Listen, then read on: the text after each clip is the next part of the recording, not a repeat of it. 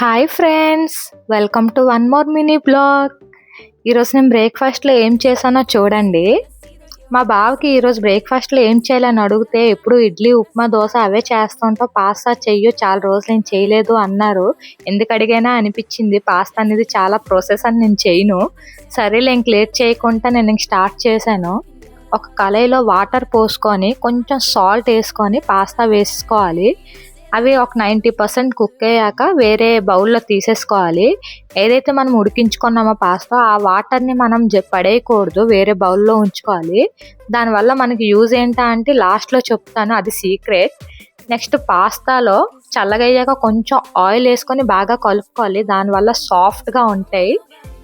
Next ఒక కళాయిలో నూనె వేసుకొని ఫస్టే నేను ఎల్లుల్లిపాయలు, పచ్చిమిరపకాయలు, ఉల్లిపాయలు, అల్లము కోసి పెట్టుకున్నాను. నెక్స్ట్ ఉల్లిపాయలు ఒకసారి వేసి బాగా కలిపాక అల్లము, పచ్చిమిరపకాయలు వేసేసుకున్నాను. ఇవి బాగా ఫ్రైడ్ అవ్వకూడదు, ఫ్రైడ్ అయితే టేస్ట్ మారిపోద్ది. జస్ట్ కలర్ చేంజ్ అయిన వరకు కలుపుకోవాలి. ఇలా కలర్ చేంజ్ అయిన తర్వాత మనం కొంచెం ఒక స్పూన్ కారం వేసుకొని బాగా కలుపుకోవాలి. బాగా కలుపుకున్న తర్వాత ఒక 2 టొమాటోస్ గుండగా కోసుకొని వేసుకోవాలి. టమాటాలు వేసుకొని బాగా కలుపుకున్న తర్వాత 1 స్పూన్ సాల్ట్ వేసుకోవాలి. సాల్ట్ వేయడం వల్ల టమాటోస్ అనేవి బేగా సాఫ్ట్ అయిపోతే మనకి టైం సేవ్ అవుతుంది. ఇలాగా వేసుకొని బాగా కలుపుకోవాలి. 2 మినిట్స్ తర్వాత మనం ఏదైతే వాటర్ ఉంచుకున్నామో ఆ వాటర్ యాడ్ చేసుకోవాలి. దీనివల్ల జ్యూసీగా, టేస్టీగా ఉంటుంది. ఈ వాటర్ వల్ల పాస్తా టిఫిన్ చాలా టేస్టీగా మారుతుంది. నెక్స్ట్ కొంచెం టమాటో సాస్ వేసాను. సాసులు లేకుంటే ఇలాంటి బ్రేక్ఫాస్టే కంప్లీట్ అవ్వవు. నెక్స్ట్ బాగా కలుపుకున్నాక కొంచెం క్యాప్సికమ్, మటర్ వేసుకున్నా. ఈ ప్లేస్లో మీరు క్యారెట్, స్వీట్ కార్న్స్ వేసుకోవచ్చు. మా ఇంట్లో అవి అవైలబుల్ లేవు. ఇవి వేసుకొని బాగా కలుపుకోవాలి. కలుపుకున్న తర్వాత కొంచెం సోయా సాస్ కూడా వేసాను. ఈ కలర్, టేస్ట్ అంతా బాగుంటుంది. బాగా వేసుకొని కలుపుకున్న తర్వాత 5 మినిట్స్ కుక్ అవ్వాలి.